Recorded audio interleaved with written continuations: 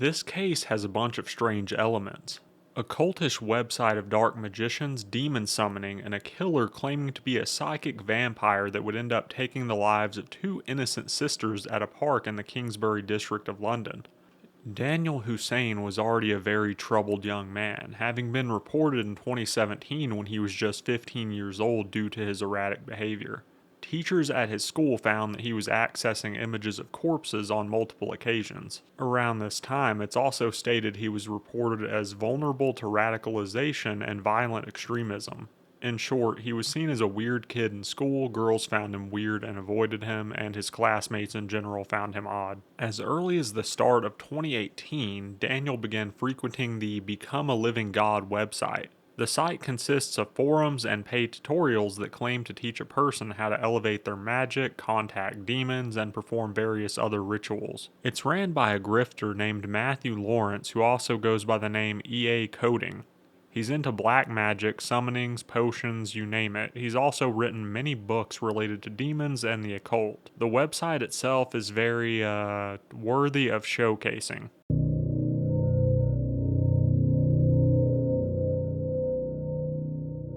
Get ready for the world's first and only comprehensive black magic training course.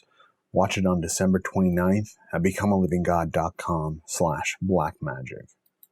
Now, what you're going to learn in this video is the truth about ancient black magic, as well as the course contents for the black magic training course, and you're going to get answers to frequently asked questions about black magic and about this training course.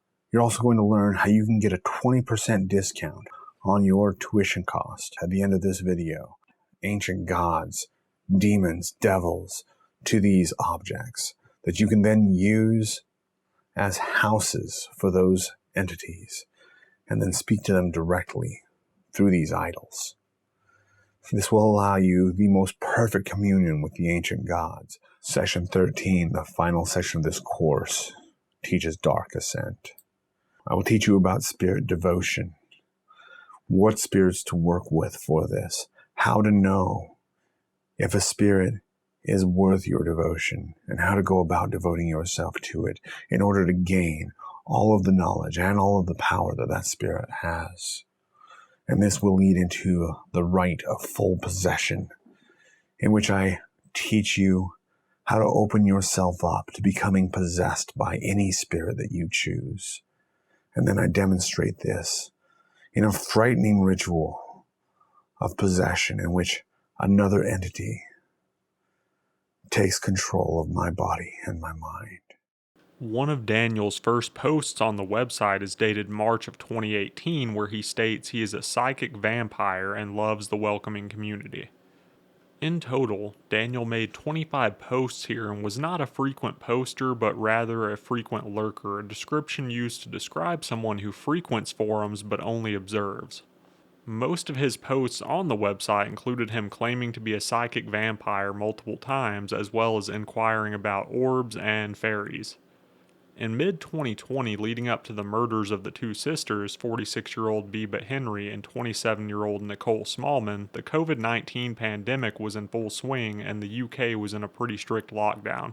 As a result, many citizens were relegated to staying indoors. Danyal was no different and retreated further into his obsession with dark magic and demons. He also looked up topics on love potions and spells in order to make girls like him, although, needless to say, none of these potion and spell attempts were successful. At some point after his failures, Danyal thought that if he gained an excessive amount of wealth, women would want to be with him. He saw the Mega Million Super Jackpot as his way to wealth and women, but he needed a guaranteed way to win. He turned back to his dark magic and determined that if he made a written pact with the demon Lucifuge Rofocal and offered up human sacrifices, his wish would be granted. He then crafted up a crude contract on a blank piece of paper stating, for the mighty king Lucifuge Rofocal, perform a minimum of 6 sacrifices every 6 months for as long as I am free and physically capable.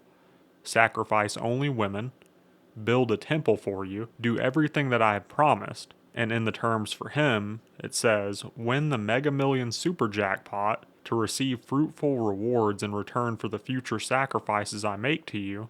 The rewards could consist of wealth and power. And lastly, to never be suspected of any crimes by the police, and also that the police will never know of any crimes that I have done and that I will do. At the bottom, signed in blood, is Daniel's name. In the days leading up to June 5th, the sisters' family decided to hold a picnic-style birthday party for Biba Henry at the Friant Country Park.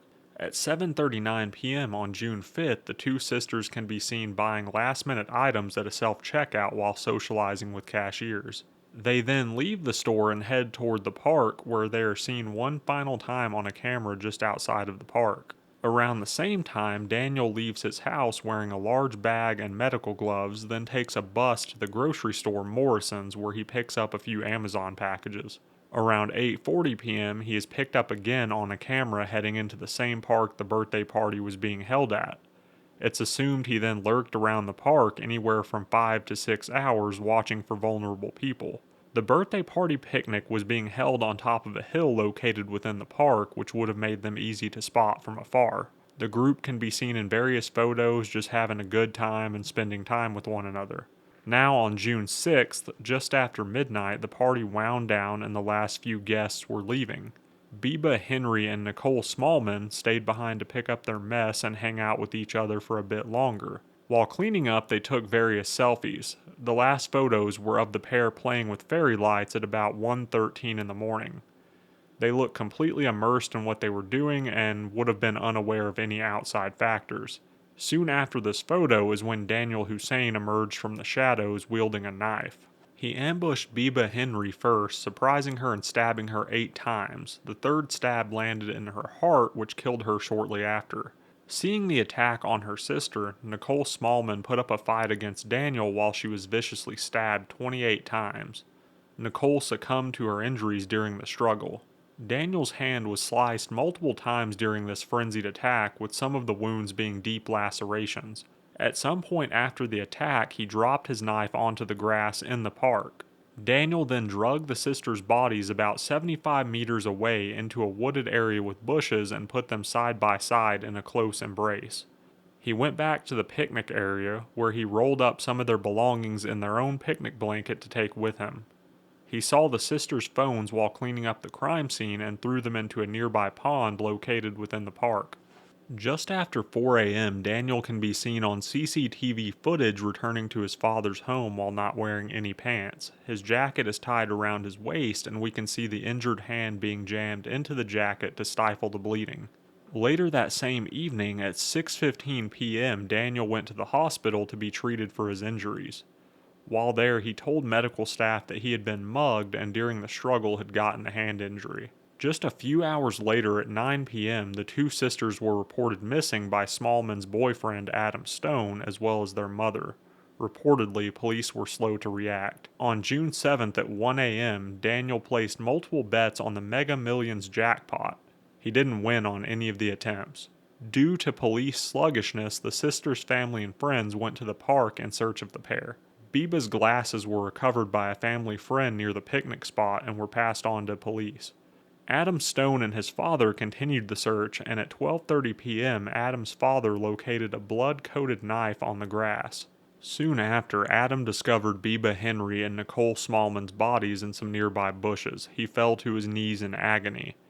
2 officers arrived soon after and secured the scene. The scene was then processed over the following days. Some of the sisters' belongings were found at a nearby refuse center. A bloody pillow as well as blankets were recovered. Many of the recovered items can be matched to photos taken during the party. 10 days after the attack on June 16th, Daniel reported his bank card as lost in order to cover his tracks. On June 30th, the case had a major breakthrough. Blood found at the scene produced a familial link to Daniel due to a family member's DNA being in the national database. Over the next hour and a half, police find damning evidence that all points to Danyal Hussein. On June 3rd, Daniel can be seen on CCTV footage leaving his father's residence and going to Asda, a supermarket-type store in the UK. Here he buys a few miscellaneous items as well as a knife set. The knives have the same style as the knife found at the scene.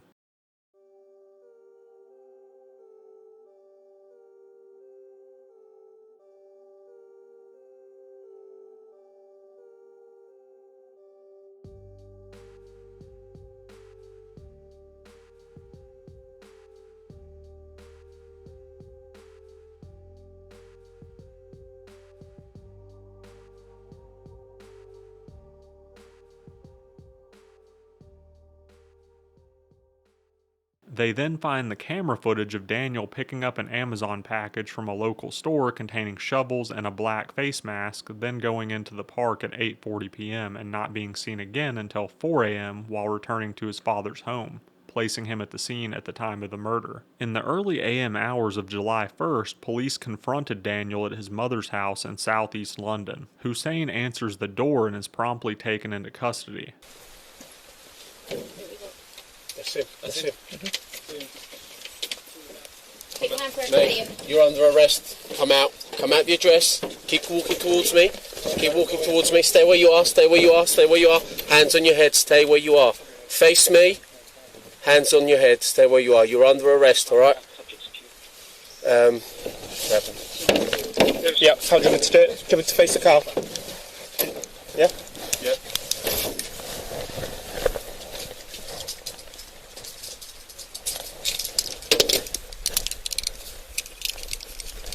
From Uniform Zero, just confirm subject secure. Occupant number 6, if you just stay where you are for now. If police aren't with I think I'll be taser. clear in a second. Is there a mum in there? Yeah, there is. Okay, madam, if you come to the door for us, please. Okay. Do you have any injuries? Yeah. Just the wrists from the cuffs? No. Oh. How did that happen? How did that happen? Sorry. How did that happen? Oh, is this the interview? That was the question. The injuries on your fingers. What happened there? Okay, don't worry.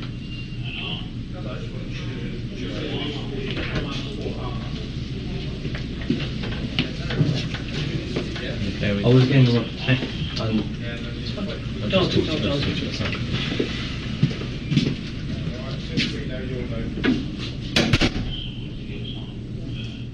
Inside Daniel's bedroom, police found a contract to a demon offering up 2 female sacrifices in order to win the lottery jackpot, as well as the promise of giving 6 female sacrifices every 6 months in the future. At the bottom of the contract, police found Daniel's name signed in blood. There was also a blood offering to a demon queen Byleth in exchange for making his crush at school fall in love with him. Additionally, losing lottery tickets were found, as well as odd symbols littering a table within the room. In the aftermath of Biba and Nicole's deaths, 2 police tasked with guarding the scene went back under the crime scene tape to take selfies with the bodies from about 12 feet away multiple times. One of the officers superimposed his face next to the pair's corpses and sent the picture to a WhatsApp group of over 40 people, as well as individual messages to friends. In the messages, statements such as, "Unfortunately, I'm sat next to 2 dead birds full of stab wounds," and other disrespectful messages were exchanged. The messages were eventually leaked out, and as a result, the 2 officers, Dennis Jafer and Jamie Lewis, were fired from their jobs.